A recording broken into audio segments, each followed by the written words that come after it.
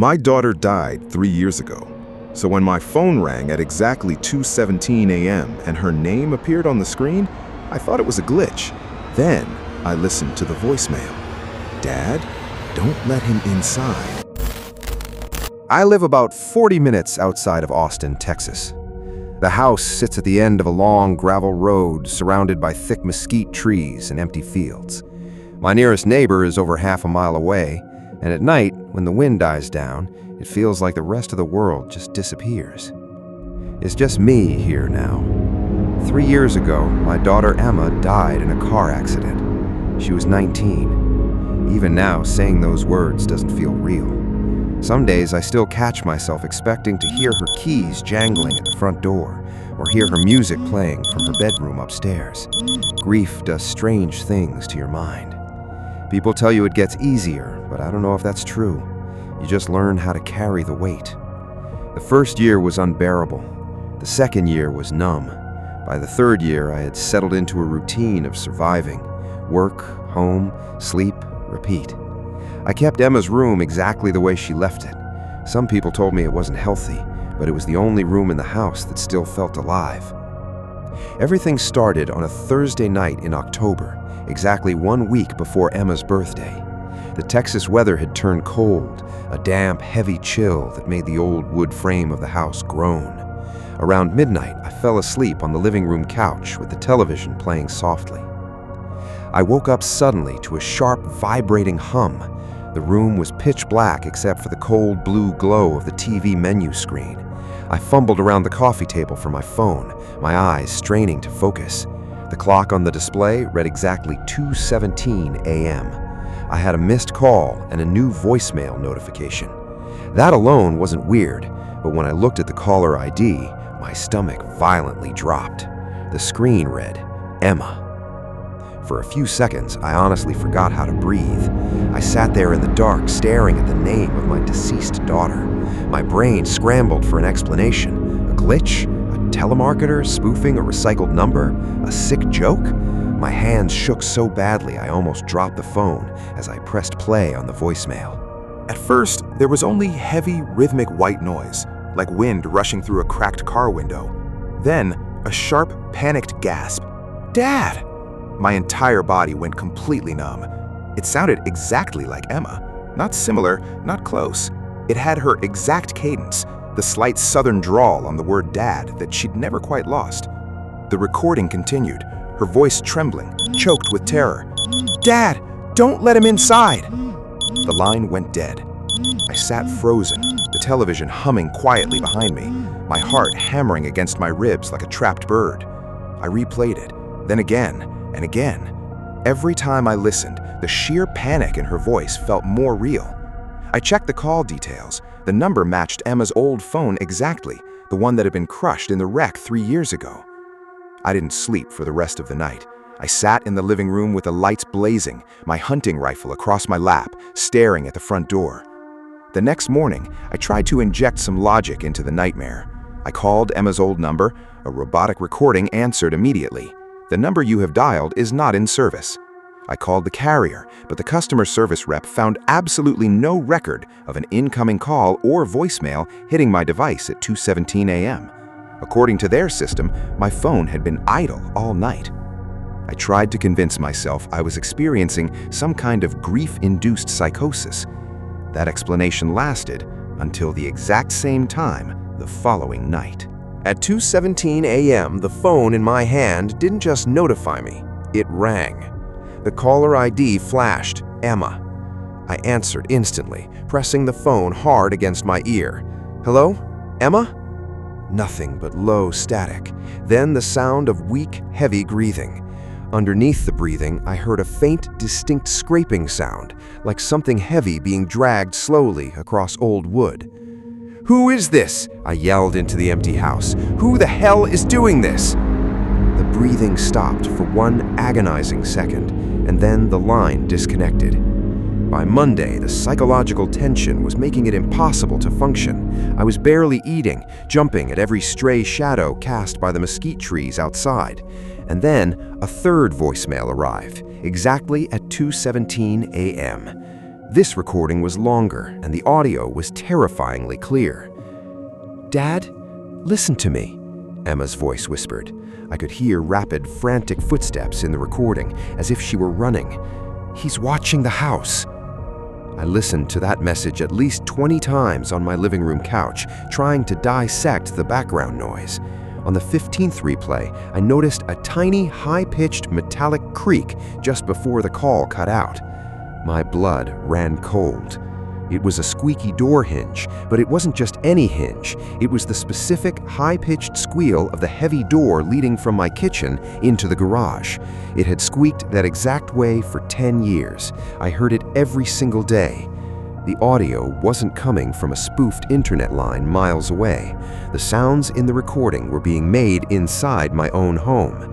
I grabbed my shotgun, checked the garage, and found nothing out of place. But the terror was real now. I was completely exposed. The next morning, I went to the hardware store, bought heavy-duty deadbolts, and installed a 3-camera wireless security system. I set one camera up over the front porch, one covering the back deck, and one inside the house, positioned on a bookshelf in the living room, facing the long, dark hallway that led to the bedrooms. By Thursday night, the cameras were live, feeding directly to an app on my phone. I sat on the couch with my rifle, watching the crystal-clear night vision feeds. The woods outside were dead quiet. The house was locked down like a fortress. I forced myself to stay awake. 1 a.m. passed, 2 a.m. My eyes were growing heavy, the sleep deprivation finally catching up to me. I looked at my phone screen. 2:16 a.m. I gripped the rifle tighter, staring at the live feeds. Suddenly, the front porch camera picked up movement. My heart did a violent stutter. A figure had emerged from the tree line. The night vision quality was crisp, but the person was wearing a heavy, dark coat with a hood pulled low over their face.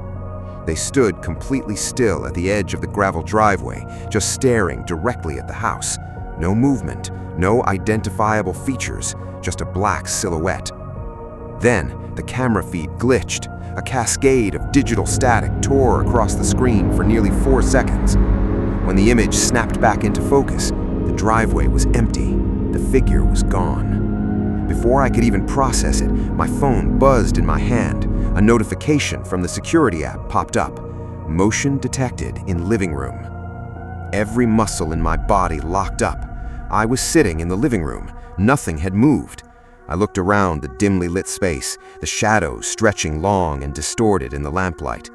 Everything looked normal. With a trembling thumb, I tapped the notification to open the live interior feed. The camera on the bookcase was looking directly across the room at the back of my own head on the couch, but behind me, in the dark hallway, I noticed something wrong. The door to Emma's bedroom, which I always kept firmly, securely shut, was open an inch. A heavy, suffocating dread settled into my chest. I hadn't opened that door in months. Slowly, without making a sound, I turned my head around to physically look at the hallway. The door was completely shut. I looked back down at the live feed on my phone screen. On the video, the door was absolutely open. My brain violently short-circuited. I was looking at 2 completely different realities. I checked the timestamp on the app. It said live. I refreshed the feed. The image skipped for a microsecond, and then the video updated. The door in the recording was shut now.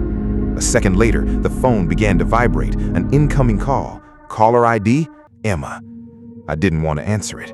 God help me, I didn't want to. But my hand moved on its own. I swiped the screen and put the phone to my ear. The static was entirely gone. The audio was so close, it felt like someone was standing right next to me, whispering directly into the microphone. It was Emma's voice, but she wasn't panicking anymore. She was crying softly, a sound of pure, helpless despair.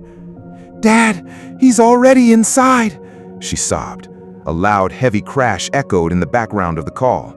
Emma gasped, and then she whispered something so quietly, I almost missed it.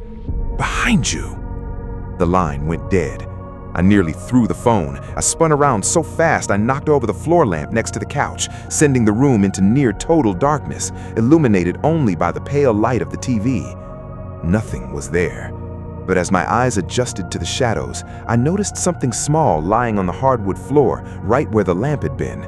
It was a photograph. I knelt down, my breathing coming in short, ragged gasps, and picked it up.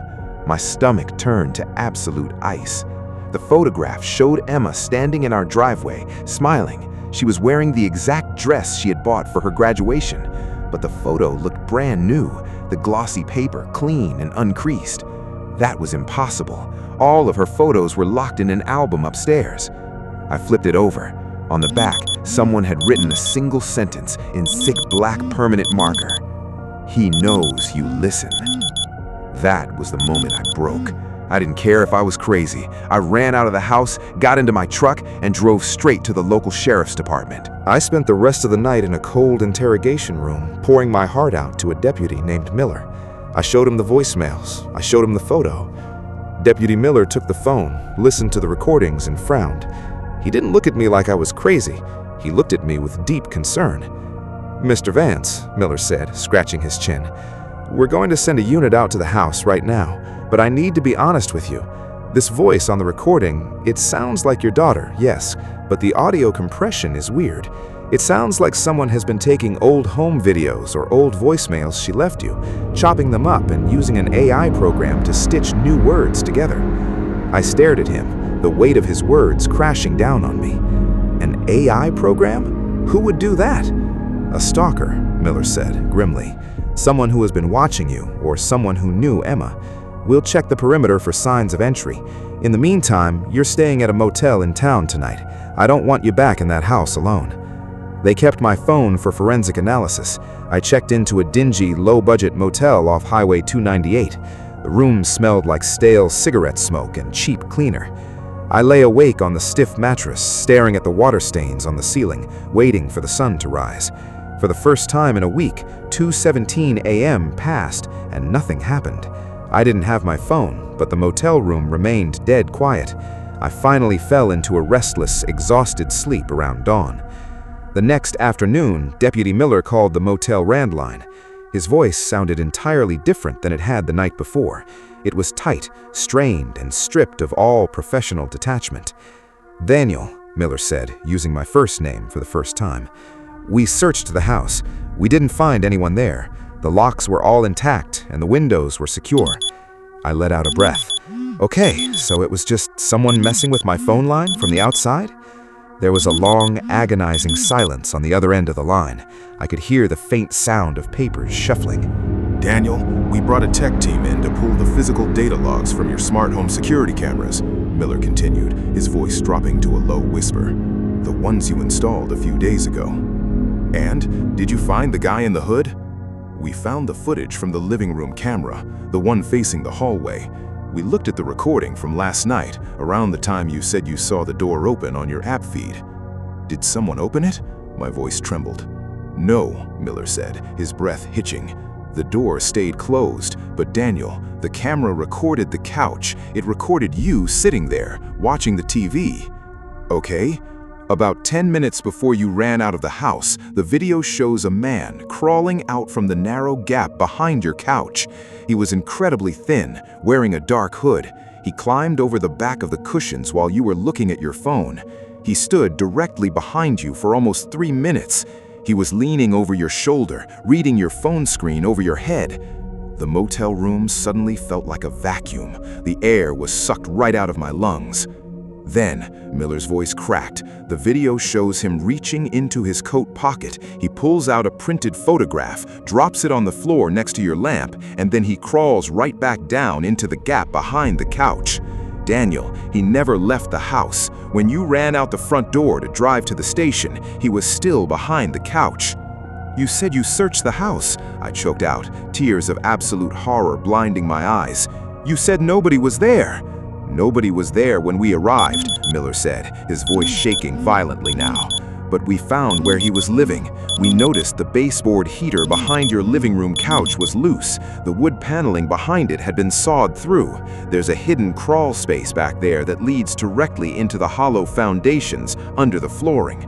Daniel, he wasn't coming in through the garage. He's been living under your floors for months, maybe longer." The line went quiet. I couldn't speak. The sheer, reality-shattering terror of knowing that a stranger had been inches from my head while I slept, listening to my grief, using my dead daughter's voice to torture me from beneath the floorboards, completely broke me. "We're putting out an APB," Miller said standardly, trying to regain his composure. "We found a sleeping bag down there, a laptop, and dozens of old photos of Emma taken from inside the house. We'll find him, Daniel. You're safe at the motel. I'm sending a unit to park outside your door right now." He hung up. I sat on the edge of the motel bed, my hands pressed against my face, sobbing uncontrollably. The monster was real. It wasn't a ghost. It was a living, breathing predator who had invaded the sanctuary of my grief. But at least it was over. The police knew. They were looking for him. I was safe in this room. I forced myself to calm down. I walked over to the small bathroom, splashed freezing cold water on my face, and stared at my hollow, bloodshot eyes in the mirror. I needed to breathe.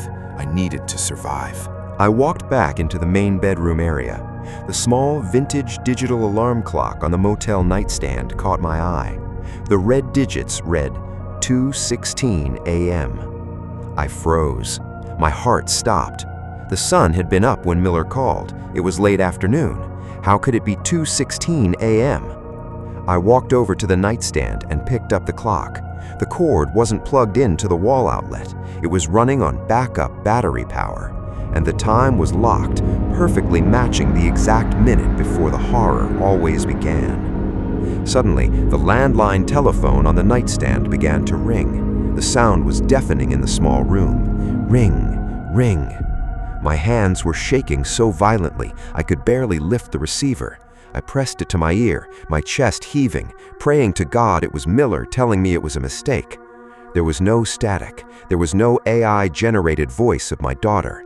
Instead, a low, wet, rhythmic breathing filled the line, and then a deep, raspy male voice whispered into my ear. "The police are so loud when they walk," the voice chuckled softly. "They didn't even check the trunk of your truck before you drove away." The call disconnected with a sharp click. A second later, from the dark, narrow space directly beneath the motel bed, I heard the distinct, heavy sound of someone drawing a long, shaky breath.